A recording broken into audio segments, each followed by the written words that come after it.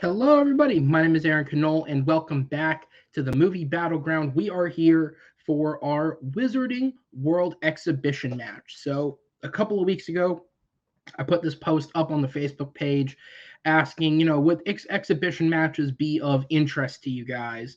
And the overwhelming response was yes. And then I listed out a bunch of categories that have to do with things that are releasing next year in terms of film, whether it be related to actors, directors, franchises, genres, giving people a reason to get stoned on 420. You name it, I put it in there. And overwhelmingly, Wizarding World was the number one choice. And so this is the first of a couple different matches we'll be doing throughout the year at different points. This one happening in December prior to the new year in honor of the 20th anniversary special that is coming out on HBO Max on January 1st. I am not being paid to say this. I'm just giving you a reason as to why this match is happening now and not at some point later. And this match is a hell of a matchup. We have Amaru Moses currently sitting at a 2-0 record, going up against Jay Burnz sitting at a 1-0 record. Jay fresh off of a victory against Henry Sanchez. In Amaru's case, he's fresh off a victory against Malcolm Lay. And what's interesting is in about 2 weeks, the first match of the new year, these guys will be taking each other on in the tournament. So consider this a bit of a preamble to that. And caught in the middle of this train collision is Chris Diaz, coming in with a record of 0-2, who's just here for a good time, I hope, because, God, it's going to take a Christmas miracle for him to come out with this one. And I don't mean a win. I just mean the ability to speak. So we're going to give him that time now at the start of the match, introducing first with a competitive record of 0 wins, 2 defeats, and making his exhibition debut. He is Mr. Chris Diaz. Chris, how's it going, sir? Going good. Here to talk Harry Potter. I love this franchise. I know it'd be hard to get right in against you two, but I'm here to have fun. Love Rue and love Jay at lost, so there'd be a fun match to do. Absolutely. That's what these matches are meant to be, is fun. And I got to hell hope you have fun during this one, because you literally got put in the middle of these guys. When I did the wheel spin, I drew one, I drew you, and I drew the other. And for a second, I thought, if I throw this video out, no one will ever know the difference. They don't have to know this happened. And then I thought about it, and I said, no, sorry. I love you, Chris, but this is hella entertaining. But you are the underdog, so we are all rooting for you on some level, except for my judges. I hope they remain impartial. Yes, same. I had plenty of ibuprofen ready in case I get a headache after that. Whatever it takes, man, whatever it takes. I will go ahead and send you to the back and introduce your first opponent, entering with a competitive record of 1 win, no defeats, making his exhibition debut. He is calling himself Albus Percival, whatever the rest of Dumbledore's long-ass name is, but to the community, he is Jay Burnz. Jay, how's it going? You know what? I'm doing fantastic. I am ready for this, and it's great that you allowed a judge to sit in the room and participate during what is about to be probably the most explosive match between me and Amaru, because I'm sorry, Chris, you're not going to be able to get a word in edgewise when it comes to this one. I hope that you enjoy speaking for about 30 seconds throughout the entirety of this match. I love you, buddy. But round 1 is kind of a personal thing between me and Rue. So if you could do yourself a favor, like, I don't care. We can just go ahead and give him a ghost point. But this is between me and Rue, and this is something that we have to settle because we have had this argument for more than a year. And when you figure out what round 1 is, because we'll get to it, you will see why. But some of us brought facts and figures, and then the other one just brought passion. We'll figure out which is which when we get to the match. Fair enough. That's a hell of a setup. Jay, enjoy that drink. I'll send you to the back and have you on in just one moment as we introduce the third competitor, entering with a competitive record of 2 wins, no defeats, making his exhibition debut. He is Amaru Moses. Amaru, how's it going, sir? Chris is about to win this whole thing. Oh, please, that'd be entertaining on my end. He mentioned ibuprofen. I am like 4 ibuprofen in. You might get a little bit more words in. I'm sick right now, so the yelling won't be as high But I'm going to conjure up everything I can because yes, that round one is even before Jay is something I have been campaigning for a very long time. But y'all will see that is. I'm ready to have some fun though, and we'll see whether or not from the depths of my stomach some more yelling can come out.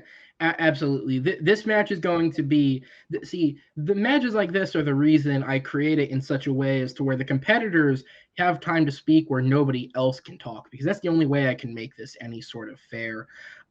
We'll go ahead. First off, thank you for being here, even though you're under the weather. I do appreciate that. But we'll go ahead and bring in your fellow competitors. And let's get into this. So exhibitions work a bit differently than the regular matches. So there's no point in me bringing up the pretty little rule thing because it really doesn't apply. The competitors were given 3 questions in advance. 2 of them will be regular debate rounds. 1 of them will be a speed round. I'll explain what that means in just a minute. In terms of regular debate rounds, the competitors will be given roughly the same amount of time as their regular matches. They will have 1 minute to open.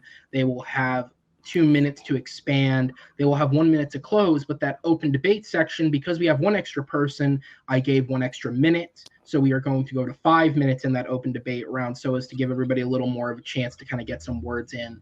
We're going to need it this time. And so we'll have that time. The speed round is a quicker format that, as I said previously, is only mostly going to be applicable to number 1 contenders matches and title matches. However, I've decided to implement it as a part of exhibition matches because these are exhibition matches and I don't need these going for an hour and a half. So we got to find some way to speed it up. And the speed round is probably the best way to do that, just based on how this works. So we are going to do that. There is also a blind round question written behind the scenes in case we end with a 1-to-1-to-1 score, but we will deal with that if we get there. With that said, do my competitors have any questions for me? No. All right. Well, let's not waste any time and let's go ahead and get into this very personal question. And yeah, this is personal. Originally, when we were on another call, these guys were talking specifically about this question. And it was kind of like, yo, put this in our match. Let's do this match. Let's do this question instead of another question. Because spoiler alert, there is a Harry Potter question in their match coming out in 2 weeks. So they were like, let's do this question. And I was like, nah. And then afterwards, they were like, yo, next time we play, we got to do this question. And that I agreed to. And then they got randomly spun, like literally 2 days later, they got randomly spun into this match when I recorded that video. And instinctively, I went, okay, we're going to play this question. Because both of these guys had, just on casual conversation, had a very passionate, spirited debate about this. So they had their answers coming in, and Chris is bringing his own answer to the table to see who wins. The question, as I've chosen to phrase it, you guys can correct me on if the wording is quite right, because I'll leave that to you, is who is the worst character in the Harry Potter series? Do you feel that defines it for you guys? Mm-hmm. Yeah, that works. All right, perfect. We're talking about who the worst character is. However you define worst is how you do that. Now, to my judges and my people viewing at home, there's a couple of different stipulations on this one that I've allowed because it is an exhibition and, we want to have some fun here. So not only did I give the competitors the option to potentially send in some kind of image if they felt they wanted to display something, let's try this out. We're going to try anything. Let's do it in an exhibition. So let's try it, make it more fun, see how it looks. But I also gave the competitors the option for questions 1 and questions 3 to use context from the book to support their answers as well.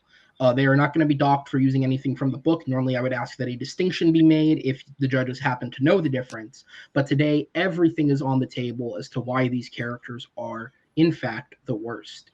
With all that preamble said and done, we're going to go ahead and get into the question. And because this was a 3-way match, the way that it shakes out is the person with the best record picked what question they went first on, and then it fell to the person with the second best record. So, Chris, as the person who didn't get to choose, you were given this question to go first on. So I will go ahead and bring in our timer, which, for those of you who have been watching since the very beginning, is our old, stolen from the internet timer because a nicer one is being developed at the moment, but not quite ready for these ones. But with that said, Chris, you are up first, and the timer will start ticking when you begin speaking. So when it comes to Harry Potter, you always think of what is the first character in the Harry Potter franchise, either for the book or the movie. I'm going with a character who was the Minister of Magic from 1990 to 1996, Cornelia Alfred Fudge. He is one of the worst characters ever created for the Harry Potter franchise. He is the character that is easily corruptible, very prejudiced, and that he made so many horrible decisions that led to Wizarding World being in danger when Voldemort came back to return. He chose to use his position of power as highly used to create a smear campaign against Dumbledore and Harry Potter. And instead of actually do stuff to help the community, he made it worse. He didn't allow the Dementors to leave Azkaban. He did not allow peace treaty with the giant or any other human creatures, leading them to actually join Voldemort's charge, same with the Dementors. And he did so many things where we go more in my 2-minute debate, but he is easily the worst character. All right. Amaru, you are up next. The timer will start when you begin speaking. When we talk about worst character, we're not talking about worst written character. We're talking about the worst person in this entire world. And there is only one character in the entirety of the Harry Potter franchise who, one, is a stalker, two, cannot accept rejection, three, decides to torture children verbally and mentally as a teacher, no less. Four, disrespects the dead. Five, is selfish as hell. Has no growth over the entirety of movies and books. And it is the piece of shit that is Severus Snape. He is trash. He's been trash. He shall forever be trash. Brave as hell. No doubt about that. But still trash. Selfish and all about himself. And I will go more into why Severus can kick all the rocks in my 2 minutes. All right. I think he thinks he's trash. I'm not 100% sure from that one, but maybe. All right, Jay, who do you think is trash? 1 minute on the clock. As is stated by my name, Albus Percival Wulfric bitch Dumbledore is literally the worst character in Harry Potter. I will get into it a little bit more in my 2-minute segment, but I will just essentially sit here and say, you want to talk about somebody who's stalkerish, you want to talk about somebody who has a whole bunch of problems. This is a dude who has literally followed a child since they were born. And then their parents died, and then they set them up in the world's worst position. He's a predator when it comes right down to it. Albus Dumbledore is the worst character in Harry Potter, not just like worst written. He's actually a really well-written character, but he is a terrible character. He has no fucking morals when it comes right down to it. And when I get into my 2 minutes, I will explain a little bit further in more detail why he is the worst. But my opening, Albus Dumbledore is the worst character in Harry Potter. All right. So with that, we have Cornelius Fudge versus Severus Snape versus Albus Percival Wulfric bitch Dumbledore. With that said, Chris, I'm back to you for Mr. Fudge. Time starts when you begin speaking. 2 minutes. All right. So like you asked, right, Snape and Dumbledore had many faults as they do, but they do have redeemable quality. Snape does on very many occasions try to save Harry's life because of his love for his mother. And he actually helped in identification with the Sword of Gryffindor and Lake thing. And the other thing, especially Headmaster, he done plenty of things to help the children, despite he still help the student, make their punishment not as bad. Still keeping that persona of being a Death Eater. And Dumbledore, you should follow him for all his son, but he trying to do what he thinks is for the greater good. And he does have Harry at many occasions, same with Newt in the Fantastic Beasts movie. And that when he does something wrong, he admits his own personal fault, and that is a good sign of a good character. Cornelius had no redeemable quality whatsoever. When you look at what he did during Order of the Phoenix, especially the smear campaign against Harry and Dumbledore, trying to remove Dumbledore from as headmaster, without putting Umbridge in power, getting her all all these education degrees, so she had more power than anybody. Without even allowing you to do stuff that is technically illegal, even turning a blind eye to what she does. He also allowed Lucas Malfoy this position of power that he had, like that bribe for him, as well as when Bodycraft Jr. was discovered, he brought the Dementor with him in the book to go to Granny out Jr. and he Granny Jr. That to trying to run evidence that to prove that Lord Voldemort returned. He did bully Harry. And the worst thing he did, more than worst thing, when he revealed that everything that he did, that Voldemort is returned, he asked Harry to lie for the Ministry to show that he's still this good person. That is awful thing to do. So how incompetent he is administered, more than the other two. So. And time. All right, back up to Rue. Time starts when you speak.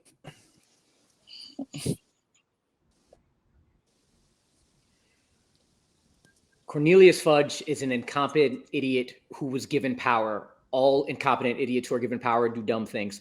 Albus Dumbledore was put in a situation to make the best out of a shitty situation for a child and try to protect him.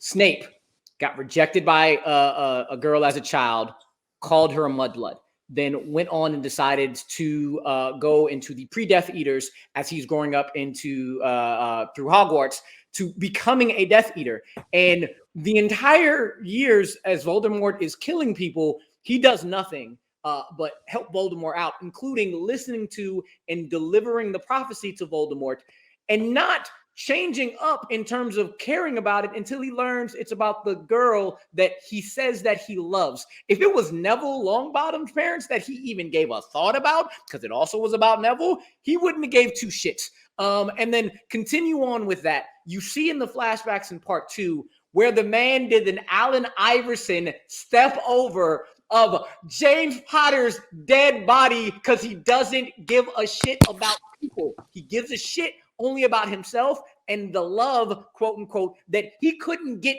for himself. He did not care about Harry as a child. The second he walked in, he takes the sins of his father, his father, who is a teenager. Teenagers are assholes. Projected it on Harry when all he was doing was taking notes in class, and forever bullies him, bullies Hermione, who just tries to do well, bullies everybody who is not a Slytherin, then continues to just deface and debase children back and forth until the very end, where you find out that, Dumbledore tries to redeem Snape and say, hey, you finally have love for Harry? No. It's still for my selfish love for this woman who never gave me the light of day. Fuck everybody else. Time. All right. Jay, 2 minutes. Time starts when you begin speaking.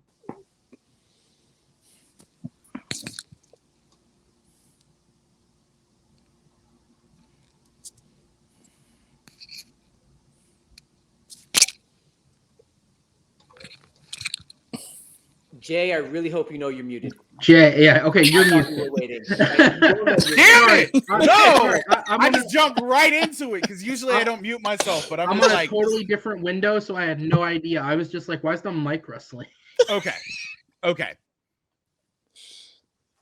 Dumbledore lets Sirius sit in Azkaban prison knowing his innocence. He wouldn't kill either Wizard Hitler or Wizard Mussolini. He allowed the abhorrent treatment of Harry Potter by the Dursleys. He allowed students to be punished by the means of the Forbidden Force, even though it was off limits to first-year students. Allowed the hack that was Gilderoy Lockhart to teach there are only two types of villains, those with multiple names or those with single names. He's got 5 of them. They're right fucking here. He only latched onto Harry and made it a point to act grandfatherly and then completely abandons him in year 5. He only protects Harry at the Wizengamot to keep Harry in his employ to continue working for him in hopes to destroy Voldemort. Tasked as a teenager to destroy the relics of Moldy Voldy, something he couldn't do himself. He lies to him, he manipulates him. They raise him as a sacrificial lamb to the slaughter and cops to it in quotes. Aaron, bring up my first picture, please. We have protected him because it's been essential to teach him, to raise him, to let him try his strength, said Dumbledore, his eyes still tight shut. Meanwhile, the connection between them grows even stronger. A parasitic growth sometimes I have thought he suspects it himself. If I know him, he will have arranged matters so that when he does set out to meet his death, it will truly mean the end. Next picture. Dumbledore opens his eyes and Snape looked horrified. You have kept him alive so that he can die at the right moment. Don't be shocked, Severus. How many men and women have you watched die? Thank you. Go ahead and pull those down. He only protected...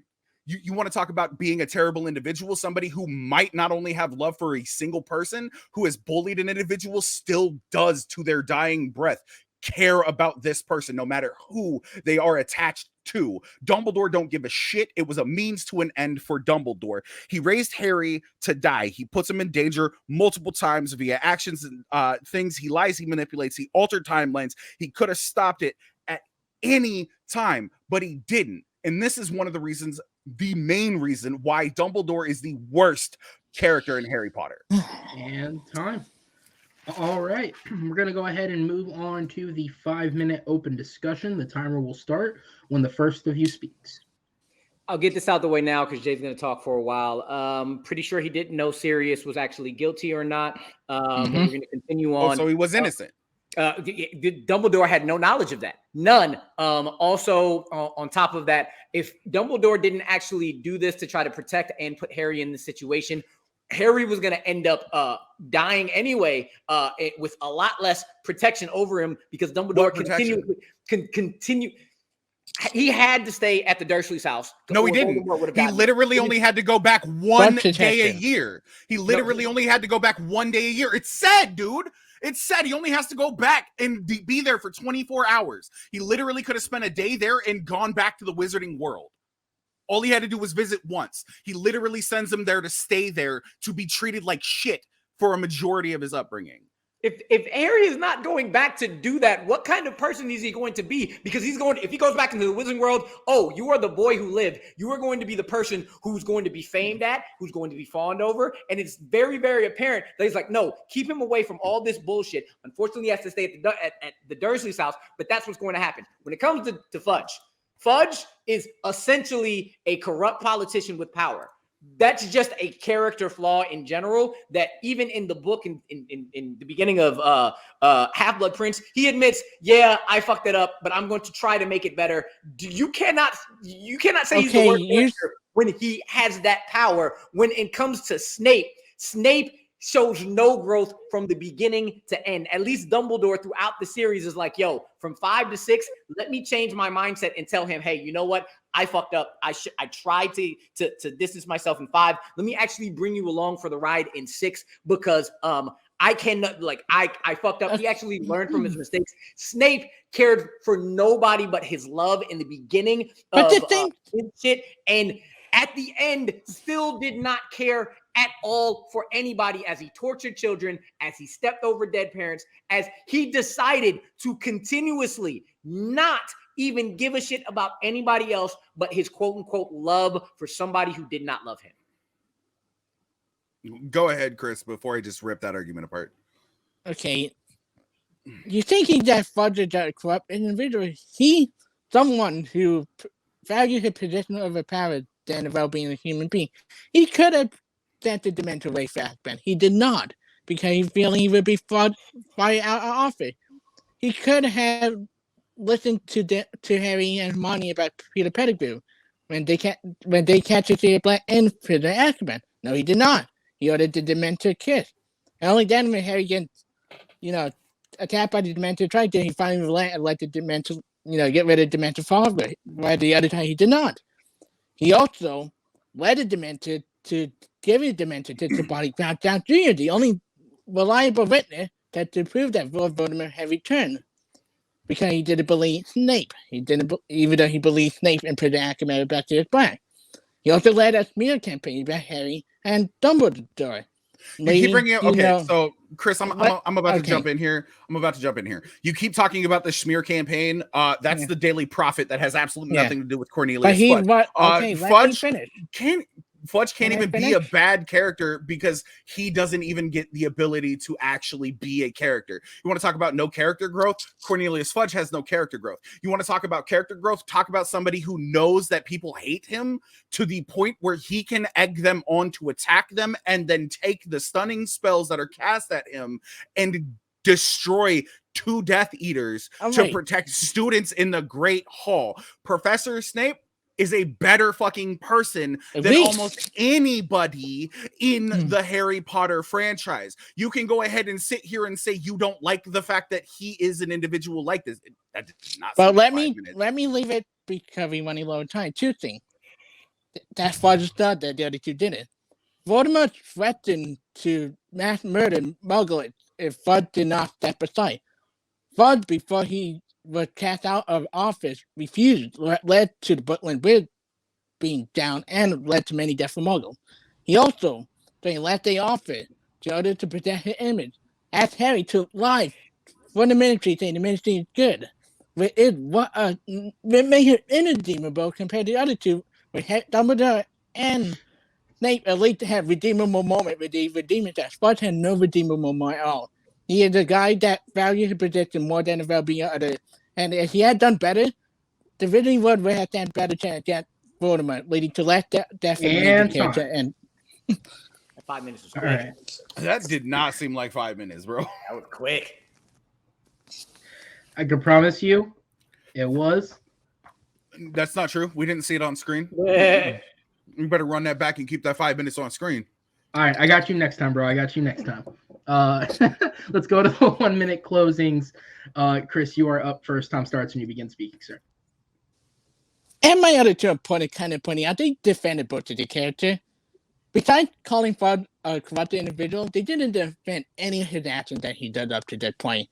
He let Umbridge have full reign in Hogwarts, giving her education degree, letting her torment Harry, torment Dumbledore, torment the whole faculty, more than Snape does. She making her more evil than Snape. He tried to remove Dumbledore from office when, especially during the time when it would be needed, if Dumbledore still did this, they expect would still be alive. He refused to let the Dementor leave getting rid of Azkaban, led to the mass breakout, letting people battle with train and many other doubts, which led to more murder. He refused to allow the white people to talk with the giant and roll for everything else, but led to their overvoting over to Voldemort, giving him more possession and power during the final battle. And when you let what Fudge, he does worse thing than And the other time. All right, Amaru, back to you for Snape. 1 minute on the clock. Don't listen to this man. He's a liar.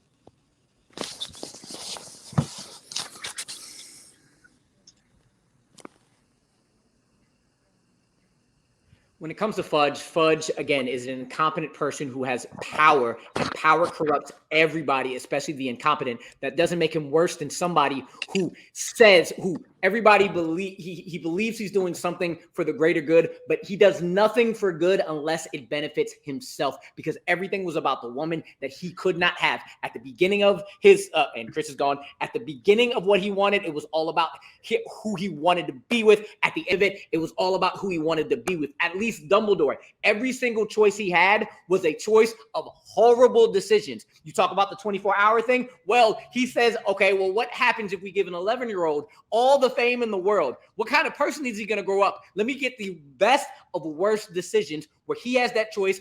A person who is corrupt because he's given all the power. Power does that to everybody. What Snape does is not give a shit about the dead, not give a shit about children, not give a shit about the world, unless it has to do with the woman that he claims he loved, but rejected him as a child, and he could not get over. And time. All right. Well, I guess Chris got Murder, She Wrote halfway through your round there. We technically hit him with don't the need him Avada for the next- Kedavra. We don't need him for the next little bit, so we'll give him time to get back in here.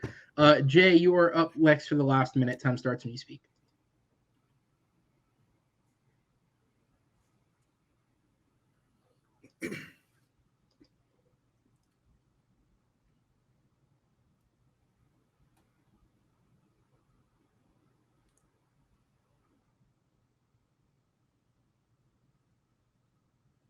Severus Snape protects Harry Potter on multiple occasions. You can sit there and say that's for unrequited love all you want, but this man shows the fact that he is good. He protects a hall full of students from the Carrows, Death Eaters, by deflecting stupefies and knocking them out and creating this chaos that happens in the last book and in the last movie.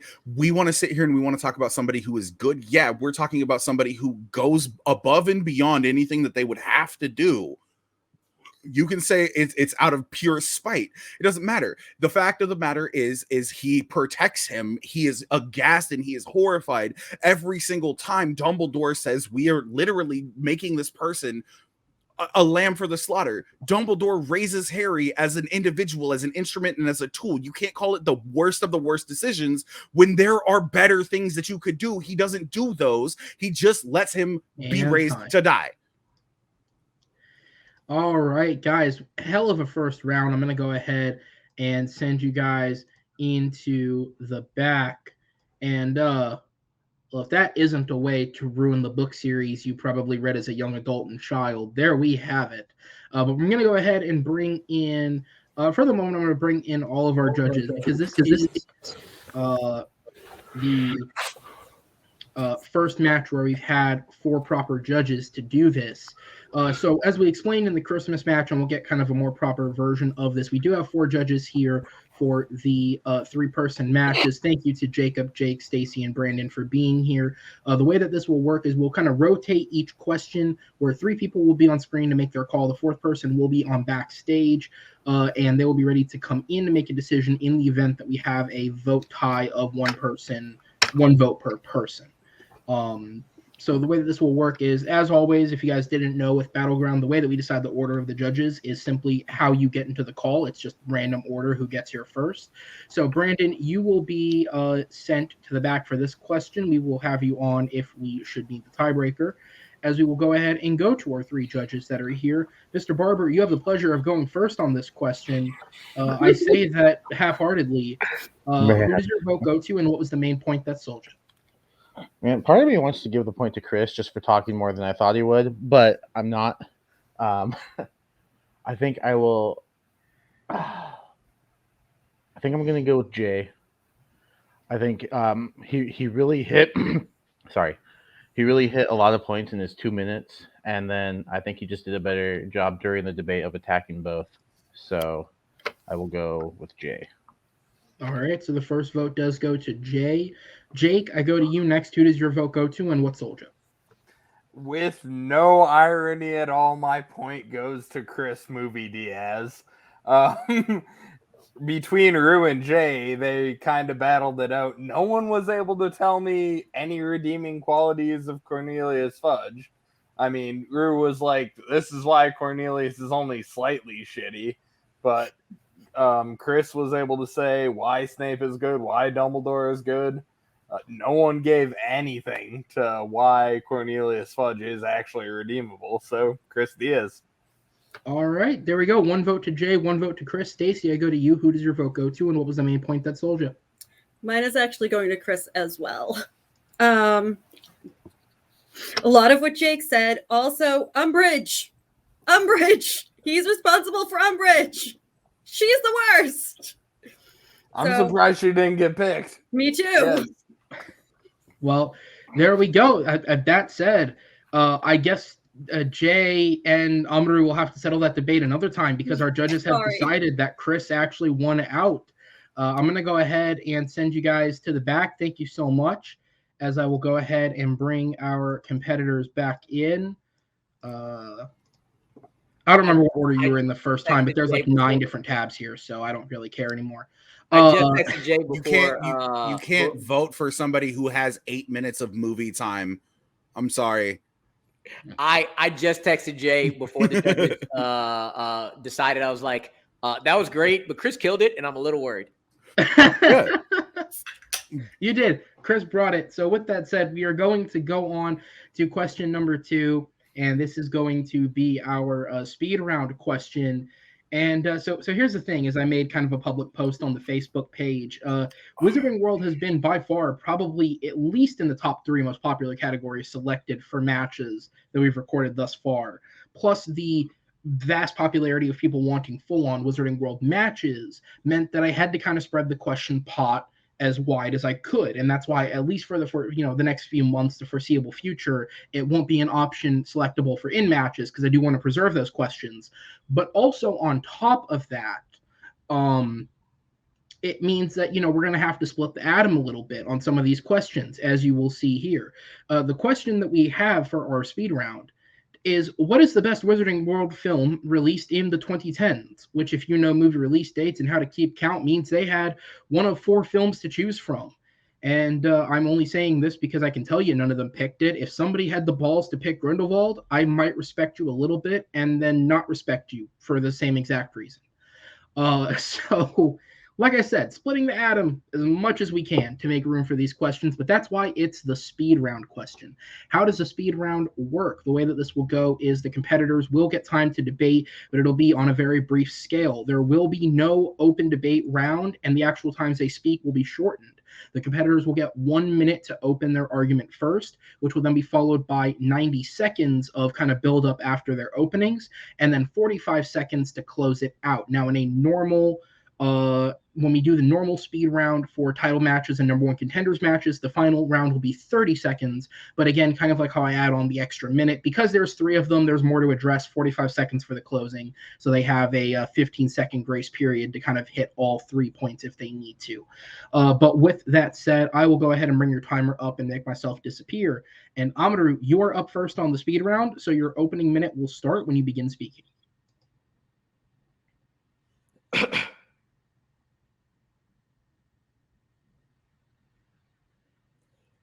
In the 2010s, there's only one Harry Potter film that has great action, great drama, a period of time that takes away from the high intensity, brings low intensity, and brings some of the best acted scenes in the entirety of the film, of the franchise, but definitely of the 2010s. And that's Deathly Hallows Part 2. Going in straight into the gut check that is Dobby's death, moving into the great action set piece of Gringotts Vault, moving into their 2 scenes of just incredible acting where it comes to Carrion Hines as Aberforth Dumbledore and the pensive scene between Michael Gambon and I always forget his name when I need to. I don't know why, but Snape. And then 30 minutes of the best action of the entire franchise. Thank you, Jay, whenever you give me that name. But it's Deathly Hallows Part 2. Alan Rickman. God, I never Alan Rickman. Hans Gruber, booby. When I am under time, I'm like, I forget his name every time. It's crazy. What was his name in my God, I was gonna say Map Quest. What the fuck is the Star Trek parody? What was it, like Alex or Galaxy Quest? His name in that? Galaxy Quest. Oh my God, I don't remember, but I know it's by Grabthar's Hammer. I can't believe Amaru didn't remember his name. All right, let's go ahead and not competing right now. Jay, you are up next. 1 minute on the clock.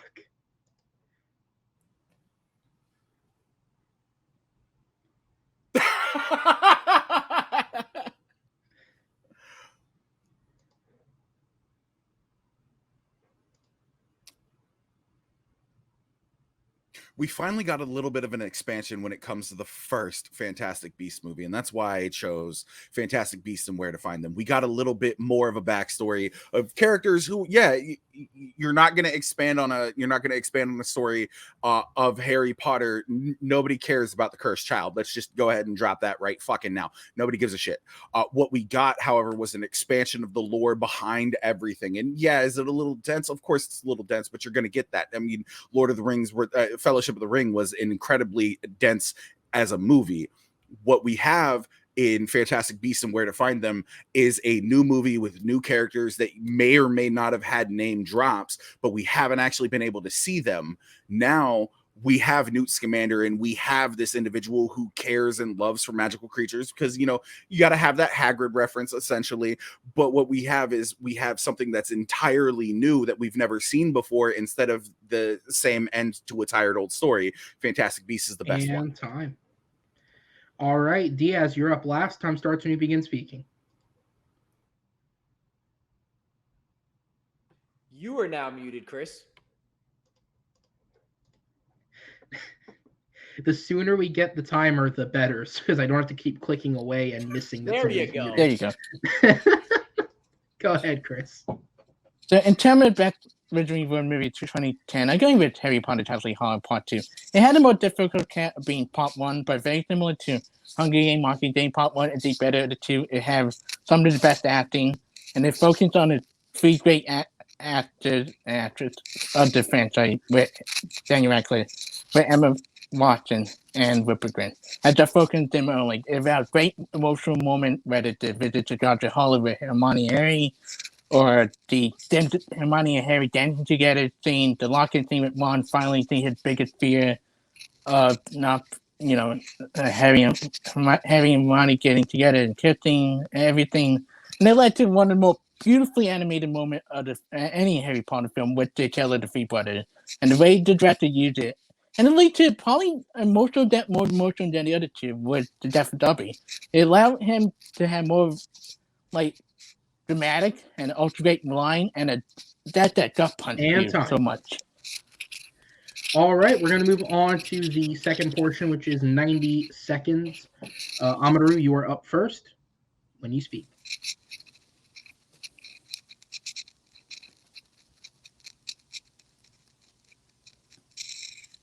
When it comes to Fantastic Beasts is a movie of full mediocrity. It's just nothing but okay actors with okay writing and okay scenes that you don't really connect with too much, or you only connect with one out of the four characters, and that's Jacob Kowalski. But the main love story is just okay. The weird scene with the black goo is just a lot of like, okay, what the hell is going on right now? And the fact that they changed Colin Farrell to Johnny Depp at the end is just like, oh my gosh, why would you do that? When it comes to Deathly Hallows Part 1, you have 2/3 of a great movie, which comes to an entire halt for the entire middle third of the film. It is so slow, and it is so takes you out of the movie so bad that some of the most impactful scenes that should be impactful, like Ron leaving, you don't feel it all, because you're like, wait, what are we doing here? Why is this so slow? What happened? In the weird, awkward dancing film in the part in the middle of it just takes you out of it, and you're like, oh my gosh, what? It was so good, and now I'm gonna sleep for an hour. Oh, okay, it's so good at the end. Fine. Deathly Hallows Part 2 was the only one from front to back that has better action sequences in the Gringotts fault, better acted portions with Hart, with Aberforth and the Pensieve, and the 30 minutes of the best combination of action and acting with the Pensieve and the Battle of Hogwarts put together from front to back. It is nonstop greatness. And time. All right, Jay, up to you.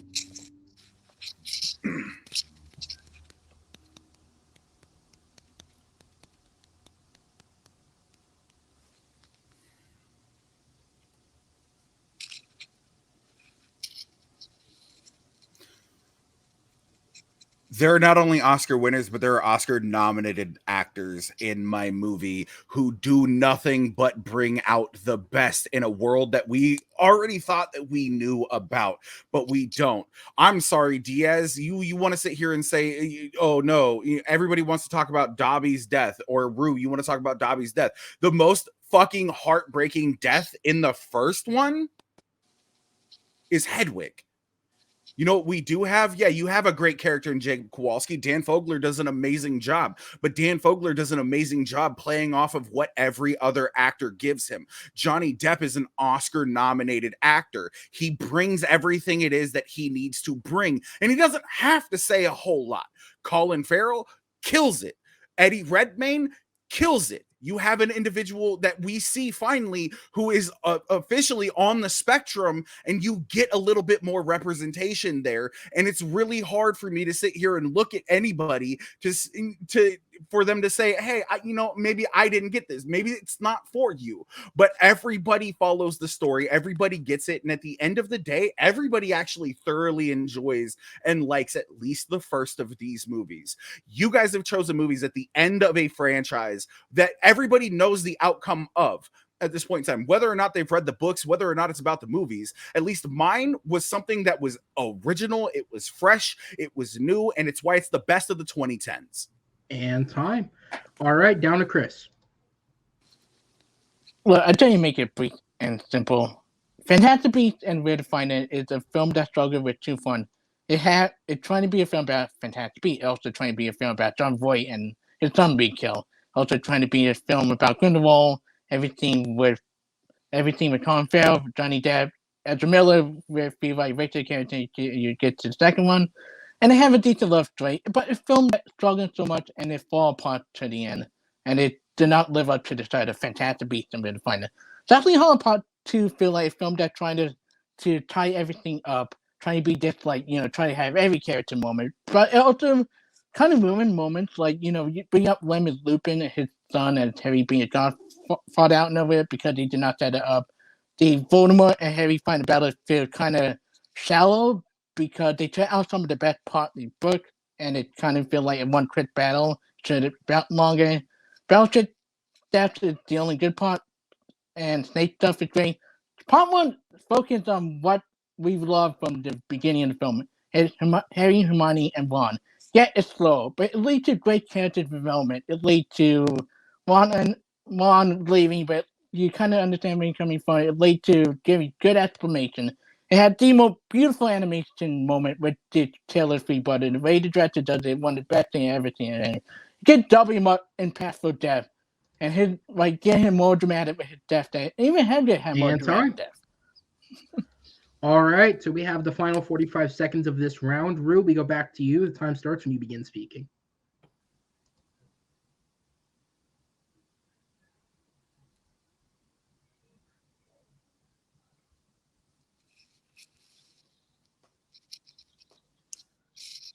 Just because you're original doesn't mean you're better. Just because you're the ending piece doesn't mean you're great. I mean, we have plenty of MCU movies that show that if you can bring everything together nicely, you're an amazing movie. And for the Oscar winners who are all in this movie, they're shown up by one Dan Fogler. Nowhere near an Oscar. When it comes to the things that Deathly Hallows Part 2 don't do well, guess what happened in Deathly Hallows Part 1, where Tonks goes, hey, guess what happens? And then they shut her up and never bring it back the entirety of the rest of Deathly Hallows Part 1, which is anything you want out of that. You have to wait 30 minutes of just walking before you hit any type of death in Ron leaving. None of y'all have said why Deathly Hallows Part 2 has any bad parts of it, because there are no bad parts of Deathly Hallows Part 2. Everything works, everything ties, everything's great. All right, Jay, up to you, final 45.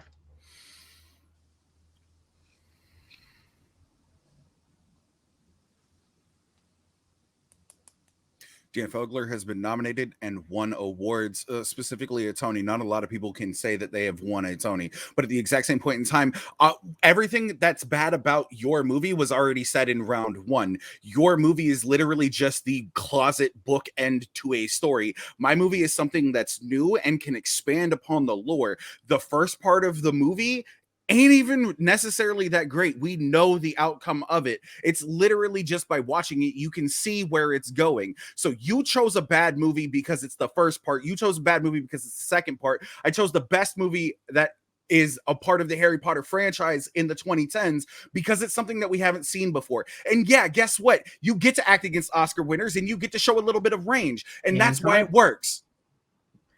All right. And then back down to Diaz for the final 45. Well, you said we got ran a line. You got like, hey, I'm in love with Luna. I need to tell her. Ginny and Harry to have one beat. I know. I love you moment. Mine had character moment. Focused on what we originally begin with. The three leads themselves. And yes, it's slow, but it leads to a great dramatic moment. It leads to night turn the moment. With Ron coming back and saving Harry, it's not a dramatic moment. So we get more dramatic. Harry get more dramatic. It's first on character when your movie just feel like it's trying to include everything. Jay, your movie also just feels like trying to be one movie after another with the John voice theme, with the Colin Farrell theme, with Nude, with Dan Fogler. That's too much. My movie is simple. It had great dramatic. It had moments that really live up to the hype, and it had on a good And time. and crash them. No. You know, I'm gonna be honest. When I wrote that question, I was worried it'd be very limited, and it fucking is. Let's be real. There were like 3 options, but damn, did you guys bring it? I'm gonna go ahead and send you guys to the back, and I'm gonna go ahead and bring in our judges for the round, and let's go ahead and get into this. Mr. Tato, I go to you first. Who does your vote go to, and what was the main point that sold you? This one, again, for similar reasons, went to our Rue Bear. No one was able to say why his was bad. And he put that point out. Diaz and Jay did not say anything really terrible about Deathly Hallows Part 2. So, Amaru. All right, so the first vote goes to Rue. And I normally don't say things like this, but because it's an exhibition and it's all for fun, Jay will have words for you later, just based off his face. Stacy, I go to you next. Who sold you? There's a middle finger now, and thank God he's silent. Stacy, I go to you next. Who does your vote go to, and what was the main thing that sold you? Well, I guess we're on the same wavelength tonight because mine also goes to Amaru. Again, like he said, they didn't have a lot to say against Deathly Hallows 2, and Amaru hit with the Deathly Hallows 1 being 2/3 of a great movie, which was a good point. And against Fantastic Beasts, he got me when he said that all that originality does not equal better. All right. And well, we're going to move on since it is an exhibition. And Brandon, you're here for the first time on screen, at least. I'll give you a shot to actually say it. Just tell me who you would have picked. And you're muted. Okay. Hello. Hi. Yes. So yeah, I also would have voted for Amaru. Same reasons as Jake and Stacy. Just so many good points. No one really pointed out anything bad. I felt like I didn't hear enough from Chris on why Death Hallows Part 1 was the best. And I'm sorry, Jay, but just because there's Oscar winning and Oscar nominated actors in the movie does not mean it's going to be a good movie, in my opinion. So. All right. So I will go ahead and send you guys to the back. Thank you. Or go ahead and bring our competitors back on screen, which means it is 1-1. Hold on. First and foremost, Brandon, I need you to understand that the only reason that I brought that up was the simple fact that it was brought up by somebody else. That was a rebuttal. And at the exact same point in time, everything that it is that Rue said, I'm going to get into this after this. This is, no. No. You can if you'd like. Okay. All right, let's get this on the road. I'll give him a second to get ready because he is up first on the third question. This is fun, folks. This is all fun, I hope. We're going to move on to question number 3. And like I said, I wanted to give these guys some room to stretch their legs. That second question was very limited because they had really 3 good options to pick from. I mean, I guess, Grindelwald was an uphill battle if you wanted to, and the one factual thing that I can't say was that nobody gives a fuck about Cursed Child. So I don't know who would have tried to or say that should be selectable. So I decided let's give these guys something a little more wild. And the question is, pitch your own dream spinoff in the Wizarding World Series. Now, for our judges, for the sake of the judging part of this, I set no major parameters as for what these guys had to bring. What they have is kind of all on them. All I asked for, which is included as a part of their answer, is a starring character they're focusing on and a director. So with that said, we're going to go ahead and get into this. Mr. Burnz, you are up first on this one, so the timer will start when you begin speaking.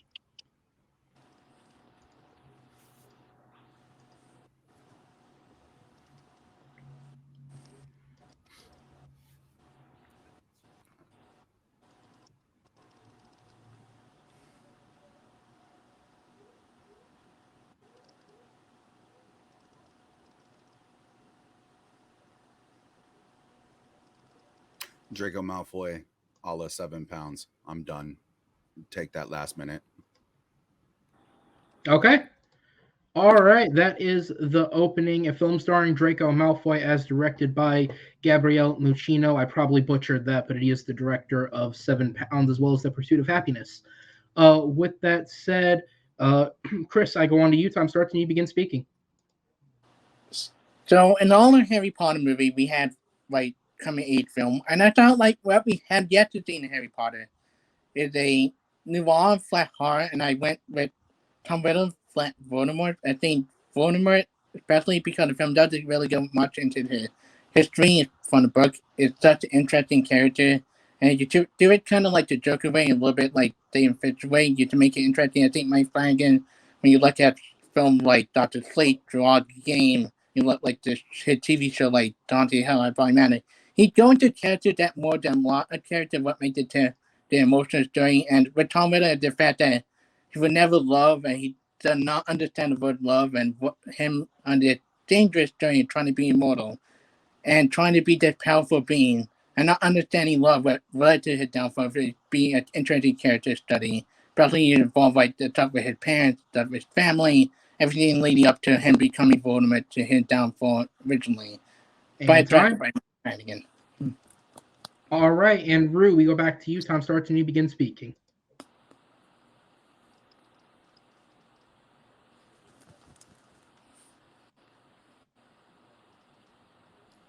I'm gonna put all my bias out there front and center. I'm a black man. I want to see a movie about a black man, and that black man is Dean Thomas. In addition to that, though, going into that, we're actually gonna see a character that we know nothing about go into a part of the wizarding world that we know nothing about. And it's going to be directed by a director who has shown he can go into movies and bring a lot of depth. Carlos Lopez Estrada has directed Blind Spotting. He also co-directed Raya and the Last Dragon. And both of those have a great combination of comedy and drama where you don't know if the movie is a straight up comedy or is it a drama, but you're laughing your behind off and tearing up at the same time. I'm going to go into more why Dean Thomas is perfect for this. But back to my bias, black men. Let's go. Continue the rest of my time. Can't deny that one. Black men. Let's go. All right, Jay, up to you. Time starts when you start speaking for 2 minutes.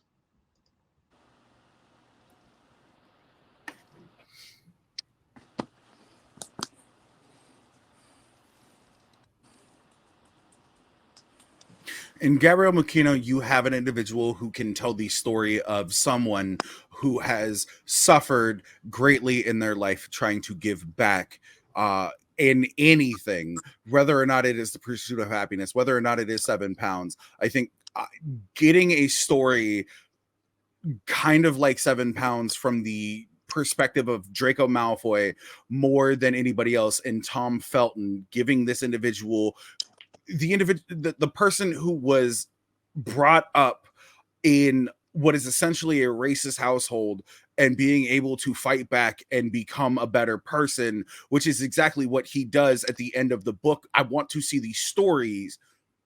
I want to see the story of how that happens. And I think that it's probably one of the better stories that can be told.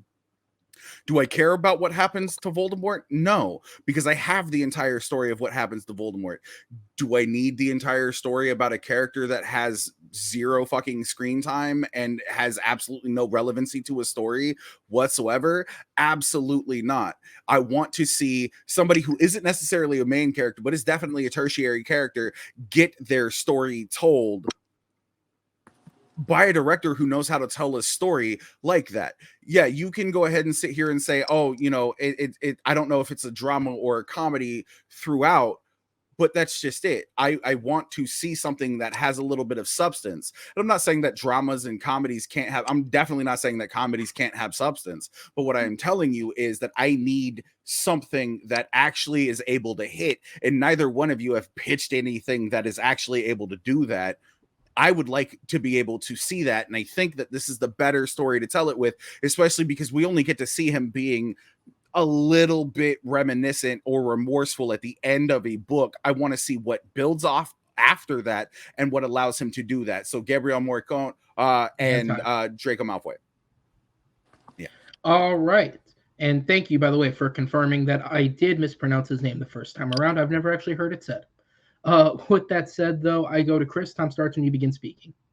So I think why these both great choices. I think we've seen coming age stuff before, and that was Harry Potter film franchise. We have yet to see like more noir, black horror thing in Harry Potter franchise. Voldemort past is interesting whether you're thinking about his family history, his mom, how he love person to fall in love with this guy who had to see get rid of it, he rejected it. And he died giving childbirth, so he had no family to live on. His most of his family either in Azkaban or deranged. So he lived an orphanage with no love, and then he go on this path and want to become mortal, become the evil being. And interesting thing, when you let Mike Flanagan work, whether it's Dr. Sleep, draw a game, hunting hell, blind mind, he go into like cancer, death, and trying what makes it tick. Like when you look at Ewan McGregor and Dr. Sleep with his alcoholism, the history of his father. When you look at even like bringing characters like Rosie the Hat and Dr. Sleep, even the hunting and hell out of blind man, like cancer blessing. I think what made Voldemort interesting, I think, with work well in one-off film is just like the contrast between him and Harry. Like, you know, they both were raised in kind of similar situations, but Harry ended up being filled with people who love him for who he is. Voldemort had no love, so he wanted to be better, become immortal. That's what makes it interesting. I just feel like with Mike Flanagan, it's just an interesting thing. I think with Amaru choice, his character not that interesting. I think Tom felt like Draco Malfoy. I feel that we already got that with Kurt Child, kind of a little bit with him and his relationship with his son. We've seen him redeeming himself, trying to save his son. I kind of had to use Bobby Play, but we kind of see that in the Kurt Child. But yeah, Voldemort is the more interesting one with the past, and I think with under Mike Flanagan, especially one of his similar to it to be done well, creepy, and an interesting contrast to. And time. All right, Rue, back to you for the final 2-minute portion. It'll start ticking when you speak.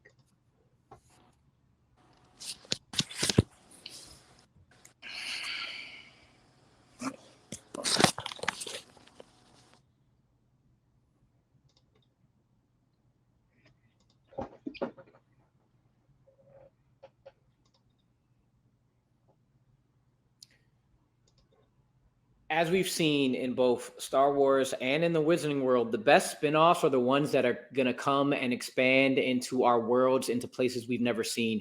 And the places we haven't seen are outside of the school, outside of the characters we have met, and outside of battles. We haven't seen what it's like to live as a wizard.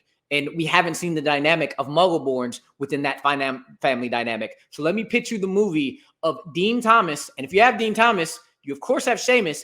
Dean Thomas and Seamus Finnegan in a family film where Seamus gets to visit Dean Thomas's family and connect with sisters who all of a sudden are also becoming wizards in a Muggle-born family. You get the dynamics of how the Muggle half get to work or interact with the wizards. The fact that Dean is a wizard and his mom is not. You see the dynamics of wizards going into the Muggle world and seeing how that all works out. And there is plenty of places to go where you can have relationships between Seamus and sisters. You can have it see what Dean has been thinking in terms of where, one, his father is and why he's not in the picture, how that impacts him, how that impacts him as a Muggle-born, how that impacts his mom being the human in this Muggle world, trying to connect all those things. There are so many different ways you can build on the lore of the Wizarding world by just checking out the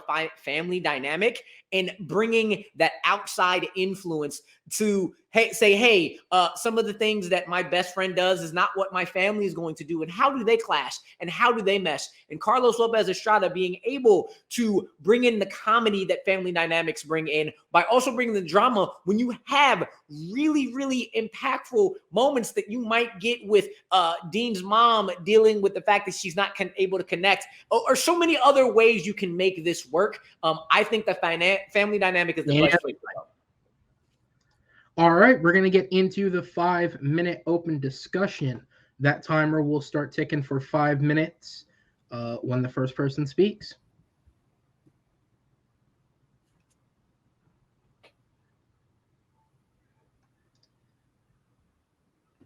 Okay, I'll go with it.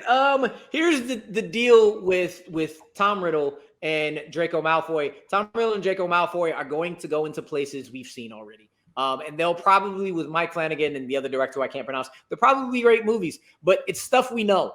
Especially in Tom Riddle's case, it's stuff we know. If you've read the books or you've seen enough of the movies, you know his backstory. And in Draco Malfoy, we've seen him before, and it's going to go straight back into whatever he's dealing with in his connection to Harry, and it's going to go back to the Potters.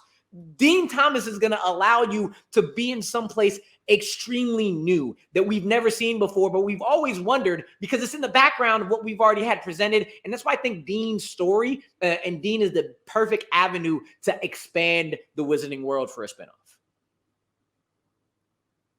Chris, you're muted. Chris, you're muted. Chris, you're muted.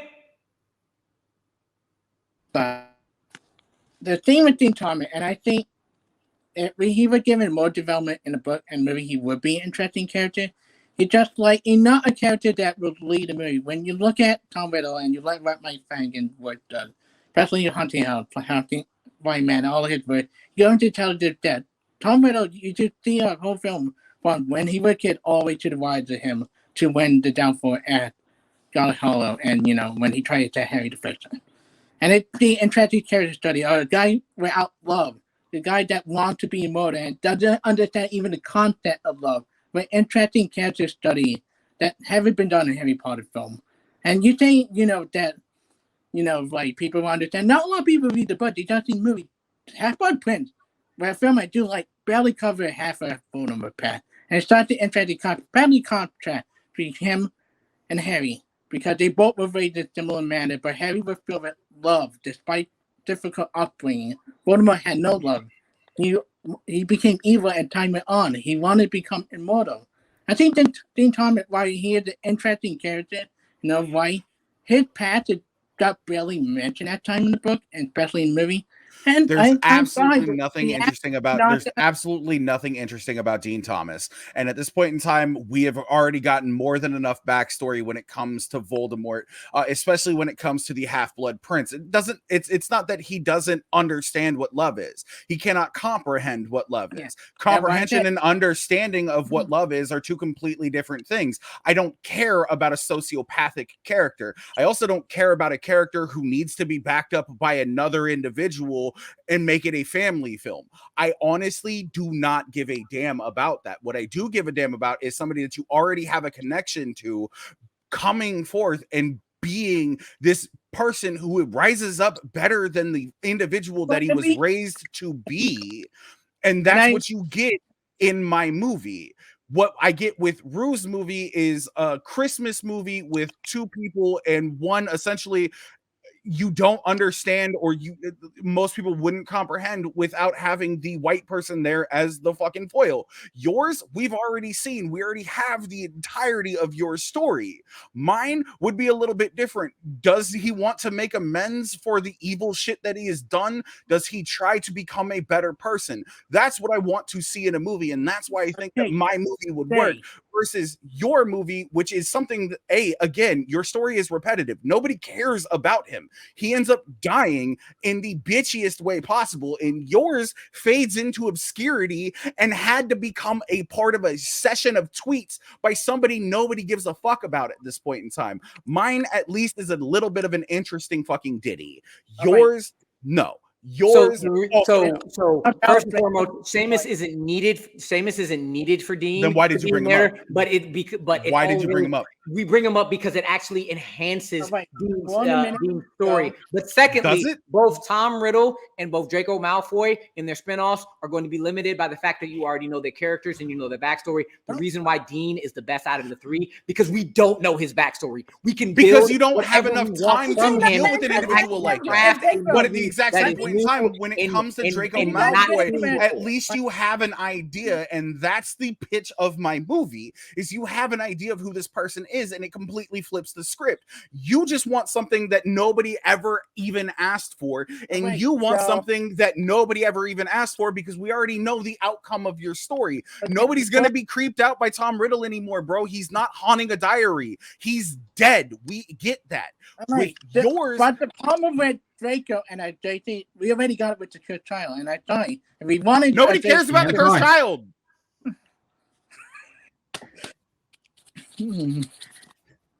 Because it means more contextually to this round, I won't say it's a fact, but I did previously state that it was a fact. But with that said, we are going to move on to the final minute. Jay, you are up first. Time starts when you begin speaking. The Cursed Child is a play that was transcribed into being a book. That doesn't mean a fucking thing, and that's cool. You know what you can do, however? Create a better story based around a character that we already know. You can't say that it's just going to go back to the Potters. Yeah, he was an entirely cunt. He was a giant cunt to the Potter. To the Potter. But he was also a dick to a whole bunch of other people. And you know what I want? Not necessarily even a story of redemption, even if he still ends up being the bad guy at the end of it.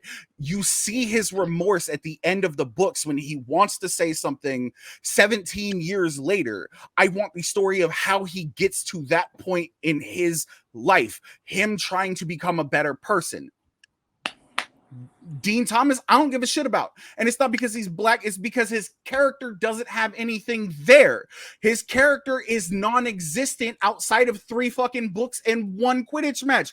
Yours, we've already seen, Chris. Nobody gives a fuck. Voldemort's already dead. Time.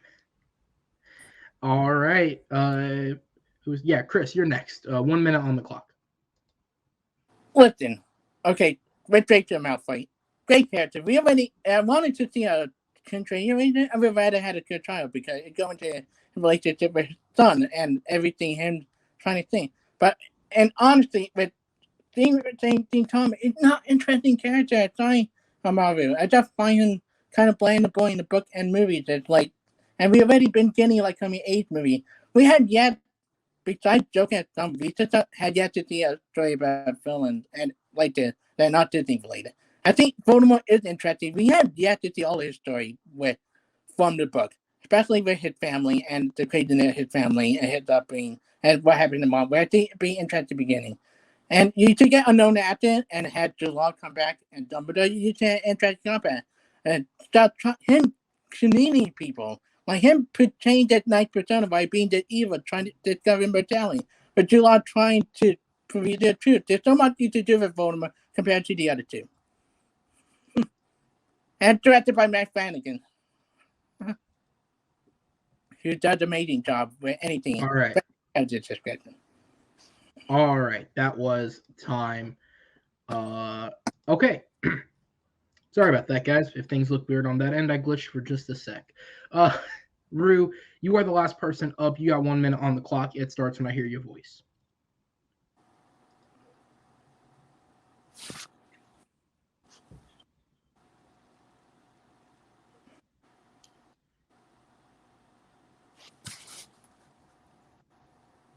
What you want in a spinoff is something that is going to expand your universe. And when it comes to Tom Riddle, there is no expansion because you're going to have a prequel that goes over the same things that we've already learned. We know nothing more of the world. It's a little better with Draco because we're going into the future. But again, you're limited with his story that we already partially know, and we have to stick with him. So you're limited in what you can expand and go into. When it comes to Dean Thomas, we started seeing what that muggle-born relationship was in the Book of Deathly Hallows when he is one of the people who had to go camping and leave and followed Luna to Shell Cottage. And you start getting little hints of, oh, wow, what is that relationship like? And you go into something you don't know and you want to know more about the family dynamic, the muggle relationship in that, and you actually get to expand into a world, a part of the world we don't know. And because we don't know much about him, that Carlos Lopez Estrada can take it anywhere he wants. And time. All right, another great round, guys. I'm going to go ahead and send all 3 of you to the back as I will bring in our judges for the round. And let's go ahead and get into the voting. Stacy, I go to you first on this question. who sold you, and what was the main point that did the selling. And you are also muted. Before this match is over, everybody will speak muted. God, this one is really hard. I think I'm gonna go Jay. I like the thought of seeing Draco being more remorseful and breaking apart from his upbringing and seeing where that goes. I've met Tom Felton and he was a delight. And I wish Amaru had said Kingsley Shacklebolt. All right, Brandon, I go to you next. Who gets your vote, and what was the main thing that sold you? So yeah, I'm also gonna go with Jay. I just think that a film that essentially that would serve as a character study on a character we already kind of know, I think would be the more interesting film. I think the Dean Thomas film could be fun. I just wasn't as sold on it. And sorry, Chris, if we're gonna get a film about a Harry Potter villain, I'd rather it be about Bellatrix Lestrange. All right. So, judges, thank you. I'm going to go ahead and send you guys to the back as we will. I joked about it earlier being a possibility, but it actually is a very real possibility. We do not have a winner, ladies and gentlemen, which means you are getting more of this Wizarding World magic. You are getting more of the Wizarding World magic as we are going into a blind round. Oh, God. Who said these would be fun? Do I have to do it again? Come on. I did not expect to win that.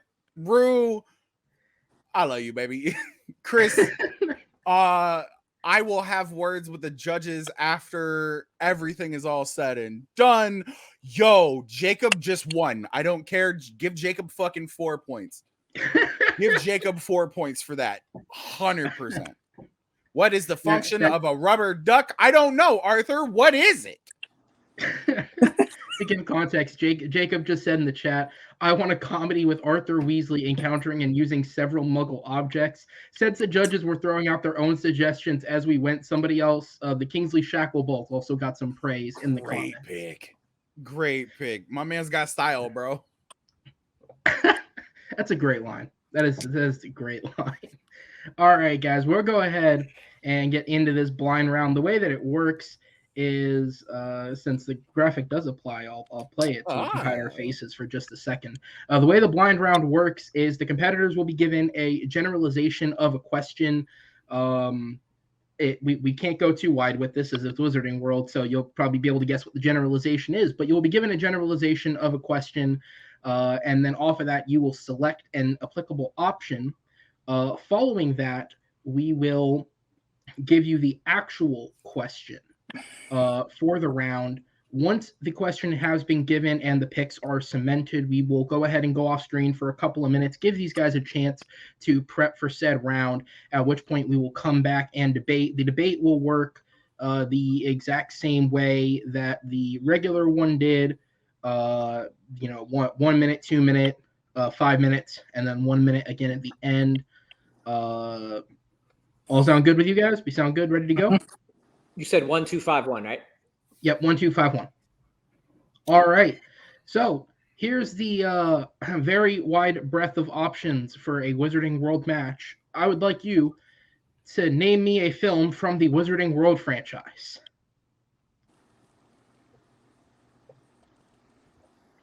Half-Blood Prince. Oh, you whore.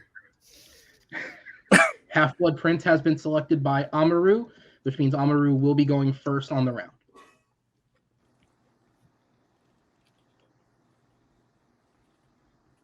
Harry Potter and Goblet of Fire. All right, Goblet of Fire has been selected by Chris.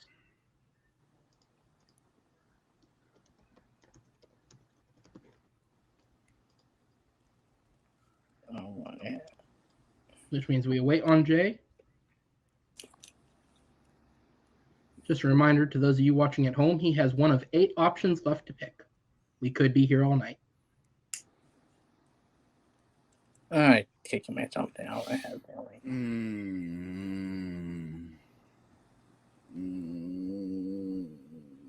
If I wouldn't get sued, I'd put Jeopardy music in, but I probably wouldn't. Bing bong bing. I'll just edit the elevator music I have over this.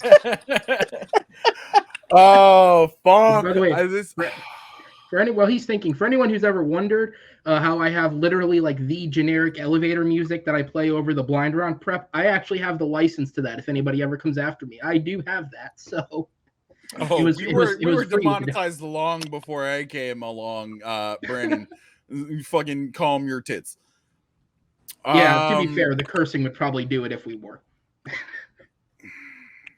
Although I'm not making money off this, let's be totally fair. I just have a lot of free time.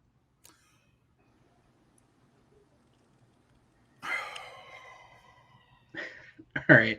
I am going to put the pressure on. I will give you about 10 seconds to make a decision. All right. 5, 4, 3, 2. Philosopher's Stone. Philosopher's Stone it is. Oh, I am. All right. I'm so worried right now about what this fucking question is, bruv. No, please don't let it be fresh. Please don't let it be.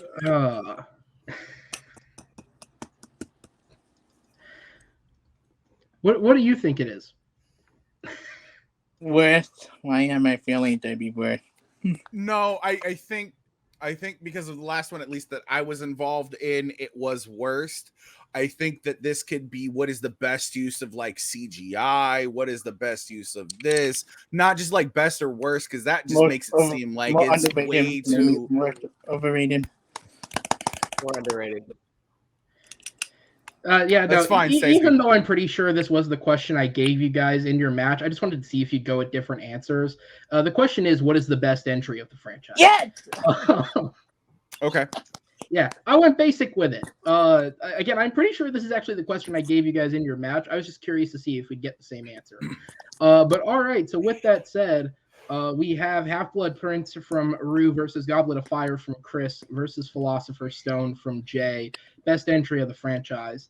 And with that said, huh? Because I got to use the restroom. That's why I'm asking. Are you going to give us a minute? Oh, yeah. We're going to go off screen now. We'll be back in just a couple of seconds, minutes for the competitors, and we'll get it going.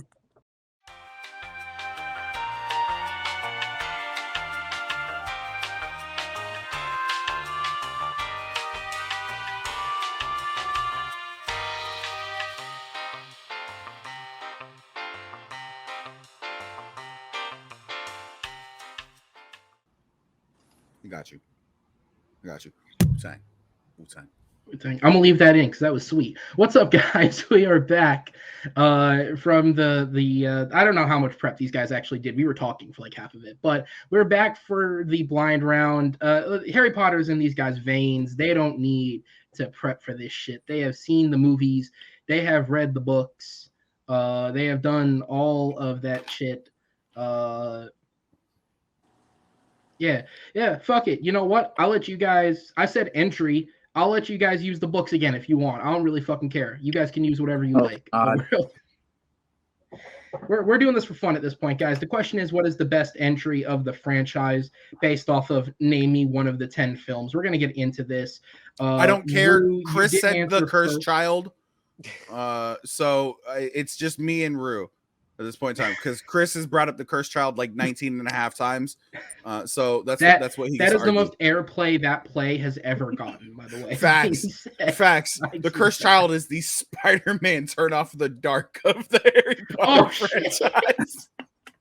No, you know what? I can't even say that because the Bono soundtrack for that musical, the musical may have sucked, but the Bono soundtrack's all right. So I can't even. Wait, is that the soundtrack that we got forced to get put on our iPods? I don't know. Have they done that more than once? They've done it twice. Oh, then it may have. Yeah. Don't remember. Oh, all right. Let's get this over with, guys. It's been a long one. All right. Let's get into it.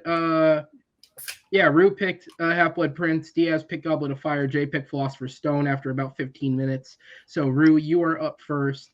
The timer will start when you begin speaking, sir.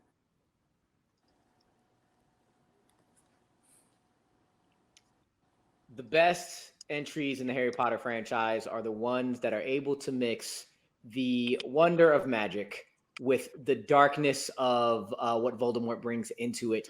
And the middle films do that really well, but none of the films are as greatly acted as Half-Blood Prince. Some of the scenes, some of the actors and actresses in the set pieces that we get in that film is miles above any of the films that came at the beginning as their children's stories. The two films that came after as their two parts, 2/3 and one part of two movies put together. So you kind of have to take them together. And the four in the middle, they all do that well, but none do it like Half-Blood Prince. I can see the rest of my time. All right. We'll go ahead and go on to Diaz. Time starts and you begin speaking, sir. So my Harry Potter Goblet of Fire is a film that come in the middle of the franchise, and it's one of the films that best example of what made Harry Potter great. The magical wonder, the humor, the action, the darkness, especially the reintroduction of Lord Voldemort played by Ralph Fiennes, leading to probably the most first impactful death with Cedric Diggory, and watching his father cry over his body, saying, "That's my boy! He's my son!" And it just, like, also so really mature acting from both Daniel Radcliffe, Emma Watson, and Rupert Grint, like how the acting came so far. And you get the really good coming of age stuff with the U-Ball, with them growing up, and leading up to realization they had to grow up, they had to become adult. You also get great introduction to Ralph Fiennes, to Brendan Gleeson, a really creepy David Tennant, like, right? And it starts the franchise up to a whole new level with some of the best action sequences, especially with the first cast. And time. All right, Jay, up to you. Time starts when you speak.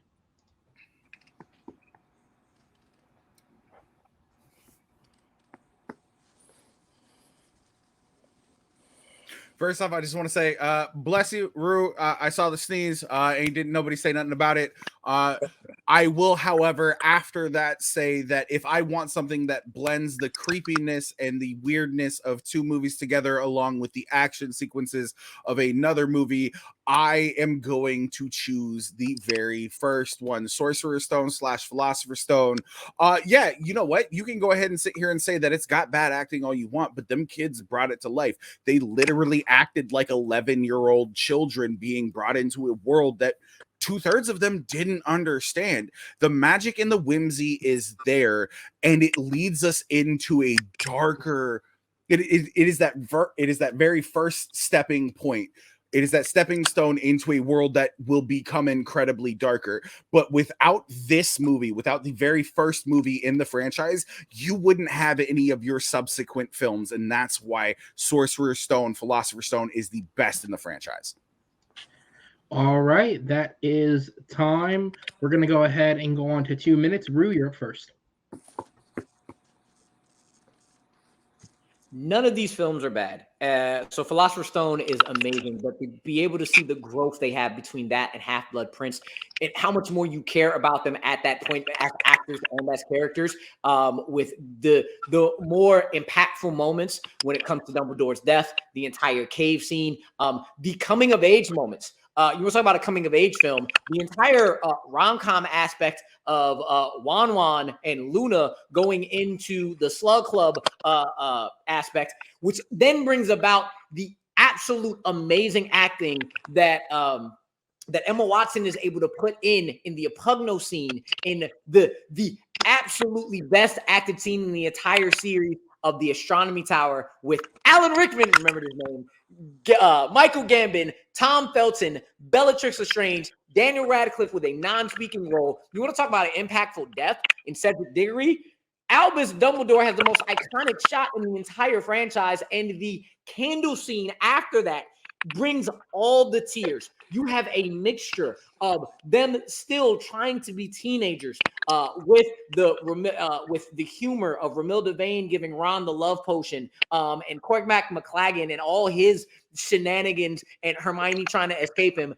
You have all that, and probably one of the funniest delivered lines of the entire franchise when Harry says, I am the chosen one. And Hermione hits him in the head. You have all that humor, which is a lot better than the humor in Goblet of Fire. You have the cave scene in the Astronomy Tower, which have better acting and better depth and more emotional weight than anything in Goblet of Fire. And everything in Half-Blood Prince is what the original Philosopher's Stone had, and then upped the acting, upped the action, upped the impact, and upped everything you loved about the world by 10. Half-Blood Prince is over all of them. And time. All right, Chris, down to you. Like we said, none of these are bad movie. I love all three of them. I think the problem with Half-Blood Prince, and the more time we watch it, that it feels like more comedy movie than a dramatic movie half the time, because a lot of it's full of joke after joke after joke. And the tension they build, sometimes get undercut by jokes. Like, and you should get that a lot. And everything with Dumbledore feels rushed. Like, everything with Voldemort Path kind of get pushed off to the side rather than explore the complexity of Voldemort Path compared to Harry. And they doesn't do a great job setting up a bunch of stuff that lead up to the end. I think Goblet of Fire does a better job of one, maturing them, because it's them discovering their body, just discovering, hey, you know, we like girls. We get that with Harry and Ron. Like, Ron starts to realize that he really liked Hermione, but he had like a self-regret as hell, and Harry discovered like I love magic. Like, you saying a Path for Death, that is literally, it's the first death we ever get in freaking Harry Potter movie. It's the one that set off everything. We're like, you know, these are not children's movie anymore. These are serious ass movie. And the Return of Voldemort, we're like, hey, yeah, we going into more mature thing, and it does great that you saying the humor not great. Brandon Gleeson and Mad-Eye Moody is so terrifying and funny at the same time. While he like the first defense is exhausting and humorous and terrifying, him turning Draco Malfoy in the ferret is hysterical. Like, some of the U Ball stuff, especially McGonagall teaching the dance, is really funny. Philosopher's Stone is a film I think that was great originally, but when you go ahead and rewatch it, some of it did not hold up so well. The acting not that great, the visual effect at time is not that great. And I think a film that is good start off, but never as good as the other two, especially mine, which led to more stuff that we love to term the Harry Potter franchise. And time. All right, Jay, over to you for 2 minutes.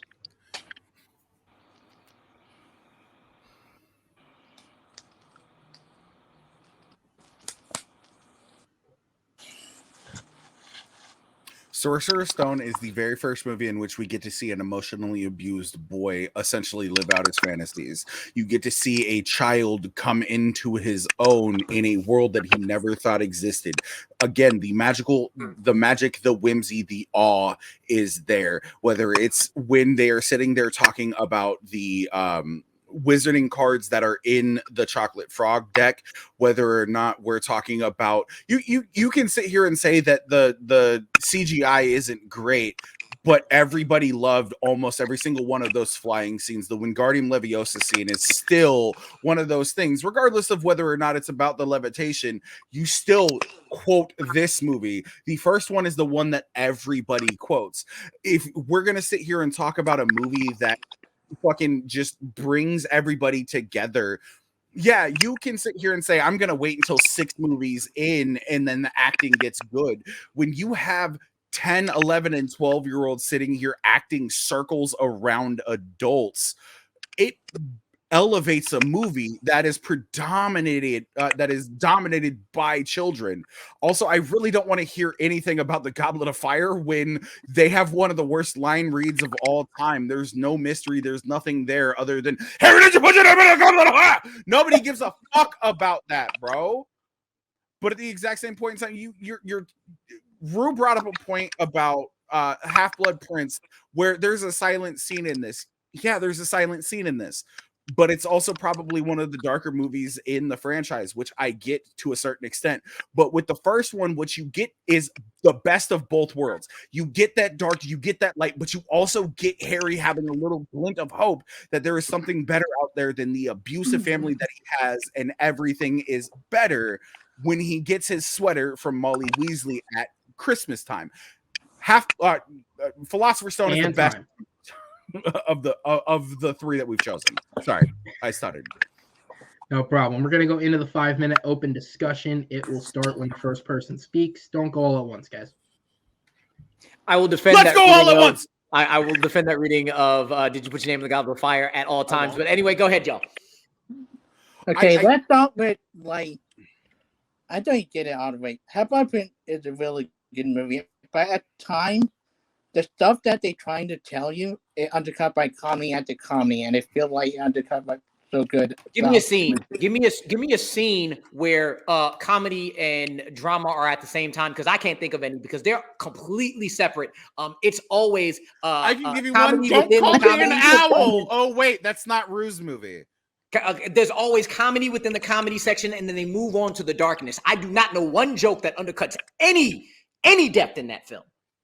The scene of Hermione breaking down and having comfort here, then one come along with Lavender Brown, and then she sent that spell to attack him with the bird. If you The think way that's she funny, says you're a Apollo and then sociopath. cries is not a joke. If you think that that's funny, No. you're a sociopath. You No, don't I'm understand talking what about human emotions One being are. attacked by bird kind of really does take you out. It takes you out of that situation. It doesn't take everybody else out of that situation. But it does At the feel exact like same point in time, there is no levity in Rue's movie either. The thing about Rue's movie is the simple fact that okay, wait, go ahead. No, You had your fingers up. Go ahead. I listened to him in my 2 minutes. Go ahead. I'm giving you time. I listened to him in my 2 minutes. But you really didn't. Slughorn is an entirely comedic character that then becomes Slughorn isn't a comedic character. Then becomes tragic when it comes to the Horcruxes.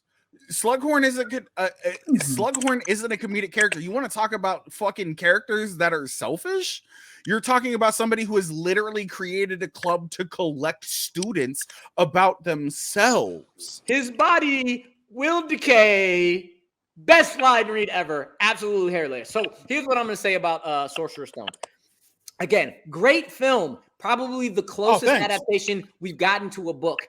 And I've already mentioned so it's the best. I appreciate that. That's because everything that's great in Philosopher's doesn't Stone, make it the best out of film. it doesn't. Everything that's great in It the actually Philosopher's makes Stone it the best out of it. is improved in the subsequent films, especially Half-Blood Prince. But the fact Which you that wouldn't it is have without my movie. Thank but you the for fact proving my that point. the fact that it's such a close adaptation makes the movie seem like a bunch of scenes one after the other instead of a cohesive book that was turned into a film. It felt like it was forced to be the book. I don't and it's like, understand scene where one, you're coming. I scene don't two, understand what it scene is that you're three. saying about that, especially when yours is the most by the numbers cookie cutter movie out of the bunch. I'm saying your pacing is bad. guys That's what I'm both saying. The pacing isn't actually bad. Actually, the pacing works really well. And if we want to talk about pacing, let's go ahead and talk about the fact that they cut 37 chapters out of the movie that this motherfucker chose down here. If we really want to go ahead and we want to get into We it. also talk about how they cut out a lot of the Horcrux stuff. A Marvel movie would lead to like barely people understanding a lot of the Horcrux, leading into Deathly Hollow Part 1 and Part 2. They gave you enough to make the movie No, they work did not, smoothly. because they The don't give you two a lot. best films, the two best films in the franchise, this one and Prisoner of Azkaban, leave Voldemort out of it because they know they don't need Voldemort, because in Prisoner of Azkaban, he's not really in it. And Half-Blood Prince, you only need a little bit because the story is about the Horcruxes, Harry and Dumbledore's relationship, and all the scenes that were actually put in that have weight. You don't need the gaunts. They are unnecessary and they will stop the film just like they stopped the book. They took it out for a reason, and that's what makes Half-Blood Prince great, because it's a great adaptation that makes it into a movie. But they it also makes it undercut hilarious a lot in of the the- coming of age stuff, and then go straight to some of the most impactful nothing scenes. about your movie is funny. Because Think okay, about I when didn't get to Bellatrix. talk about my No- movie. nothing about your Hold nothing on. about your movie is funny, Rue. Just stop trying to My defend movie that at least point right had now. funny moments, especially with Benedict Gleeson. It also had levity. It also had coming of age, but really does a better job than Half-Blood Prince, because it's showing the kids realize these stuff for the first time. Realize they didn't like people, that they wanted that. They do a bunch of things. Also lead to what you guys, especially your movie, the darkness of it. We get a project character leading to thinking Voldemort, thinking returning.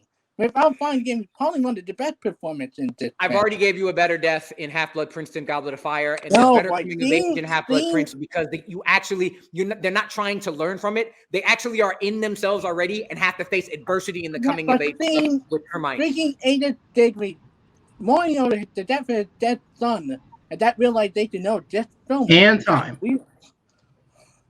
All right, we're going to go into the 1 minute closings. Rue, you're up first.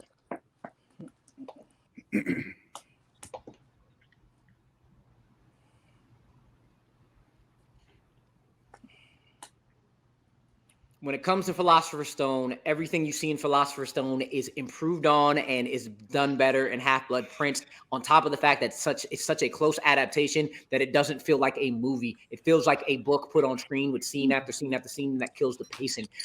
So Half-Blood Prince is better. When it comes to Goblet of Fire, you compare it to Half-Blood Prince, everything Goblet of Fire does, Half-Blood Prince improves upon. You're talking about Amos Diggory crying over my boy, the entire scene of Dumbledore falling, to Harry seeing him, to Hagrid being there, to McGonagall's silent face, to the pointing of the lights after Bellatrix's guttural scream of putting the dark mark is so much more impactful than Amos Diggory's death and Cedric Diggory's body for 2 seconds. And no humor. I told you, Cormac McLagan, all humor. Professor Slughorn, all humor. Harry and Hermione talking and the Romilda Vane storyline, humor on top of all the death I've already mentioned. Half-Blood Prince does it all. Time. All right, Diaz, your final minute. Time starts when you speak. Listen, all three of these movies are great, but I think my opponent, Terry, cut the movie apart to both to their choices. They only brought up the bad line Laney had tough to count. My film had everything these two have. Great acting. Very great coming of age. Really good visual effects. Very good action sequence. Some really funny moments, especially with Brendan Gleeson and Mad-Eye Moody. The Right Ferret thing is hysterical. The Yule Ball, like, especially that last is very funny. McGonagall dancing one very funny. But also lead to where we get to later in the film. The Darkness, with Ralph Fiennes returning for Voldemort. Wormtail killing Cedric Diggory, and then realization Cedric is dead. And the dad realizing his son is dead, and he's crying over his body. Much more impactful thing because I realized this film got mature, and you get great acting from Daniel Radcliffe, Emma Watson, like Rupert Grint. You talk about great motion. That's the argument thing between Emma Watson and Rupert Grint. Great acting improved than the very original. Foster Stone is great that, but and time. All right, and I think it's very fitting that the final minute of this match should be spent talking about where it all started. Jay with Philosopher's Stone, 1 minute on the clock for you.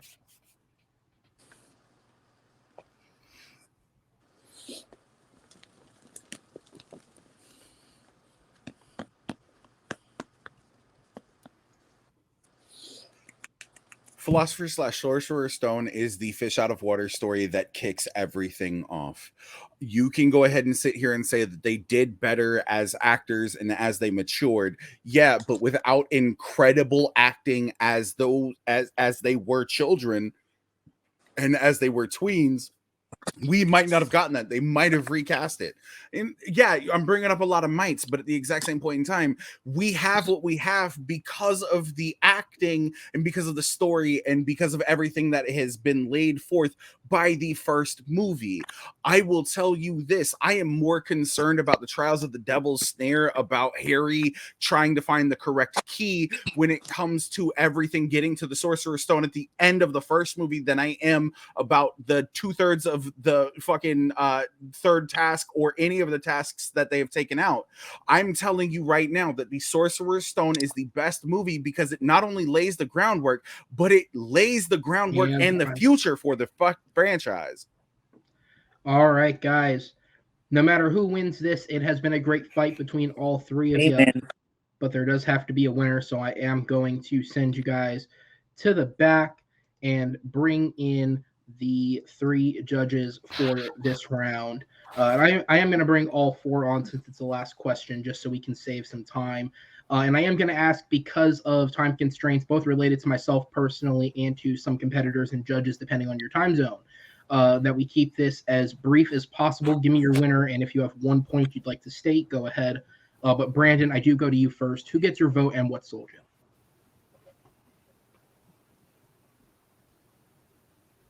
And you're muted. All good. All good. It's the Okay, theme we of are. the night. All right. So this is definitely the toughest one to pick. Definitely the toughest debate. I'm going to give an extremely slight edge and give my final vote to Chris Diaz. I think ultimately, I think he just gave the better examples of why it was the best movie compared to the other two. Okay. All right. So the first vote goes to Chris. Jacob, I go to you. Who gets your vote and what sold you? I'm gonna go with Amaru this time. I think every time his movie was attacked, it was just he defended really well and just All brought up right. So why one his movie was great. to Amaru, one to Chris. Jake, I go to you. Who gets your vote? And if you have one slight point you'd like to give, go ahead. I'll just say Jay and go ahead. All right, he's going to say Jay and go ahead, which means Stacy, it all comes down to you. If it makes you feel any better, this won't affect any of their rankings in the slightest, so no pressure on that sense. But who gets your makes me vote? feel better. I'm just gonna say Jay, and then I'm gonna say good night before we get killed or worse, expelled, because I need to go to bed. Holy shit. All right. And with that, ladies and gentlemen, my judges, thank you so much. I'm going to go ahead and send you guys to the back. I'm not going to bother editing this shit out. It's more work for me. So thank you for being here. If y'all need to go to bed because it's late as hell recording this, go ahead. But your winner for tonight's exhibition is Jay Burnz. Coming out of it with the blind round, I'm going to go ahead and bring in Rue and Diaz, and I'm going to quickly kind of outro all of this. Diaz, I'll go to you first, sir. You were, by I think everybody and their mother who watches this show, considered the outlier to not make it to the end. And not only did you put up multiple good fights and take multiple points off the board in terms of votes, you got that first point from the first round. How are you feeling after your performance? I feel that probably one of my better debates I've been a part of. I feel like I would say so too. Yeah, because I love Yeah, Harry Potter. Like, I knew I had a uphill battle, so I went through. Like, I need to bring my A game here. Take more pride. Take pride in this loss. Both these guys are better than me, so take pride in And this. Jay, congratulations! This was a great battle. You did a really great job. Same with Marvel. Did the best to me. I've been part of with all three of you arguing stuff. All right. Well, Chris, this is no disrespect to you, but these guys got a little something coming down the pipeline, so I am going to take you off screen because as a reminder to all the people watching, we do have one more exhibition match tomorrow night. That is our 2021 in film exhibition match featuring Noah McCausland, JD Domash, and debutant player Will Cohen. But following that, in the first week of January, we have the return of the tournament matches, and it will be between these two gentlemen. Amaru currently 2-0, Jay currently 1-0 after being a last-minute entrant. Amaru, any last words on this match and for Jay? Great match, Jay. I'm always honest. I thought I took that blind round, but good job. I do that. My only actual, my only, not regret, but like, I should have said it. Should have talked about how you can't be the worst character if you're a one-dimensional character. But I didn't debate that, and Chris killed it when he went in there. Like I said. So that's my fault for not bringing that up. I had a whole bunch of fun. I think this is the first debate I didn't prep at all. I just went, and I loved it. It was a whole lot of fun. So appreciate the good time, y'all.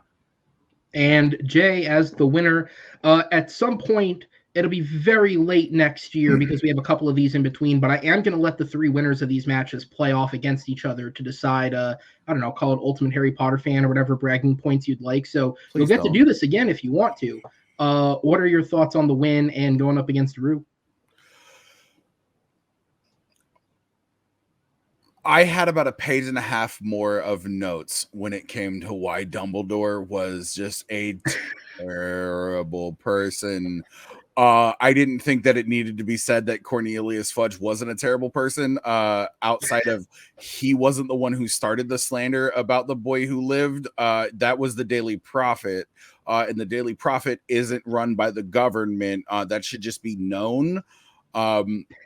Not winning round 1 or 2 was a little weird, conceding 56 seconds of my time in round 3 and then arguing why essentially 7 pounds meets Harry Potter is probably the best is really just one of the most off the cuff arguments that I have had other than, why is The Five Bloods probably one of the greatest movies that didn't get like a large theatrical release.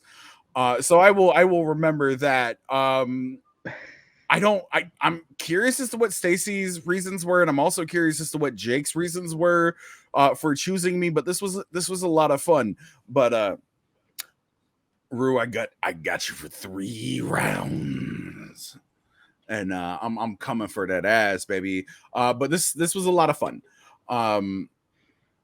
Thanks to Chris for ultimately showing that you can choose a one-dimensional character, say like 7 things about this person, and then have 5 of those things beaten, and then nobody says anything about them for the rest of the round and still win.